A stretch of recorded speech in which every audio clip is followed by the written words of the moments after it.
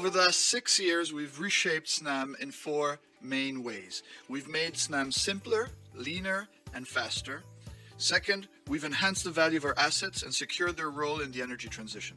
Snam has taken the leadership on hydrogen readiness, designing and carrying out tests for both transport and storage, and future-proofing our assets and investment plans. Third, we have expanded our playing field, launching new ventures in hydrogen, biomethane, energy efficiency, and sustainable mobility. Fourth, we've expanded our geographical footprint. As a result of this repositioning, Snam today is in a sweet spot.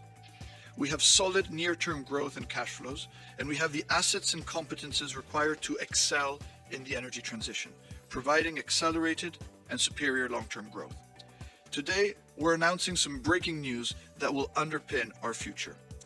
First, our vision to create a 2,700 kilometer hydrogen backbone before 2030, the first tranche of a national hydrogen infrastructure, which we expect will be regulated at a premium compared to today's returns. Second, our acquisition of the TTPC-TMPC pipelines, which carry natural gas from North Africa into Italy. These will be key to unlocking the vast potential of North African green hydrogen production, feeding into our H2 backbone and through Italy into Europe. Thirdly, the tests that we've carried out to show that our 17 billion cubic meters of gas storage capacity can hold up to 100% of hydrogen. This provides a truly massive amount of net zero flexibility. Fourth, we've also made our first international storage acquisition, buying a stake in Decarbonx, a company which is set to play a key role in the promising hydrogen market in Ireland. And finally, our partnership with De Nora has created a lot of value, not least through our support of the De Nora electrolyzer gigafactory project. This value will be crystallized as the company has indicated it will go public in the near future. COP26 was a tipping point for net zero. Political commitment, technology, policy, and funding are finally all falling into place. What is missing are now bankable, replicable, and scalable projects that need to be sanctioned in a hurry if we're to achieve staying below 1.5 degrees warming. This is the world's challenge, and this is Snam's opportunity. There are now finally a consensus that green gas will have a very significant role to play. Electricity will only account to about half of the energy mix by 2050 in a fully decarbonized state. And over a third of the system will be running on biomethane, low carbon gas, and especially hydrogen. Hydrogen is no longer the fuel of the future. It is happening today. Falling costs mean that in the next few years, we'll have hydrogen cheaper than fossil fuels cost today. This, coupled with a supportive policy environment, means that real, sizable projects will approach FID much sooner than expected. In a traditional energy system, the really hard job was finding and producing oil and gas. It required capital, cutting-edge technology, the capacity to manage geopolitical risk, and that was where the lion's share of the project's returns were. The midstream sector traditionally was mainly a way of getting fuels from A to B. It could still make good returns on some complex projects, but more or less infrastructure returns were half of those in the upstream. The net zero energy system will make these roles invert. With the advent of modular renewables, upstream energy production will have low barriers to entry, very high competition between different sources, lower risks, and lower returns. The sun and the wind and the capacity to harvest them will scarcely be a problem.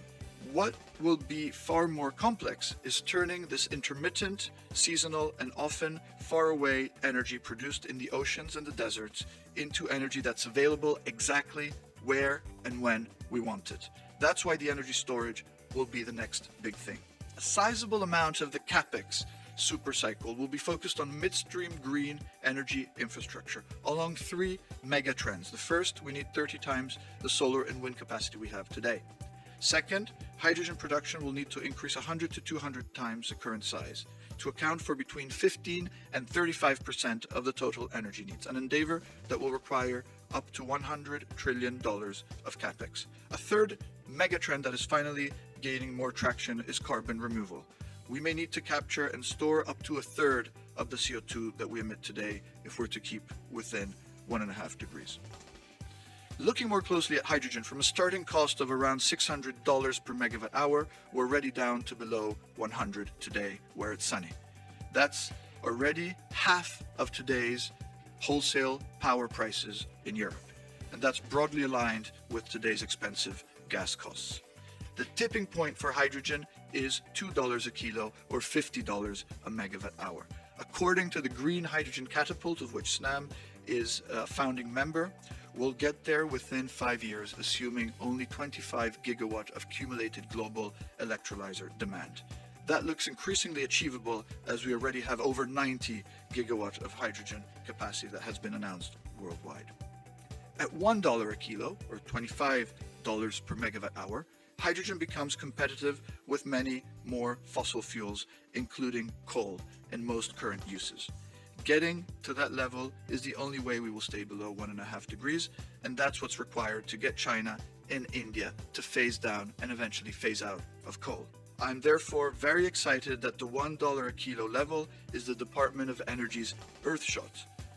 They want to get there, the US government wants to get there before 2030. Producing hydrogen at the point of use by using dedicated nearby renewables avoids the transport costs, but may mean choosing suboptimal areas for renewable production. Of course, there will be space for the different archetypes in different circumstances, but promoting a centralized model will deliver a much more affordable, scalable, and secure system. In a net zero system, overall storage requirements will change dramatically. We will need to invest in new types of storage, some of it to replace our current molecules in the form of long-term flexible storage, and some to cover the shorter-term fluctuations. More specifically, we've chosen to focus our growth on 3 areas. The first is the energy networks to transport methane, biomethane, low-carbon gas, and CO2. The second area is new integrated energy storage, where we will enhance the performance of our hydrogen-ready assets and expand into new low-carbon storage in new geographies. The third area of growth for Snam are our integrated green projects in the molecule space particularly. We will continue to leverage our skills, commercial relationships, and partnerships we've developed through our energy transition platforms to seek projects that are bigger, scalable, particularly in hydrogen and biomethane.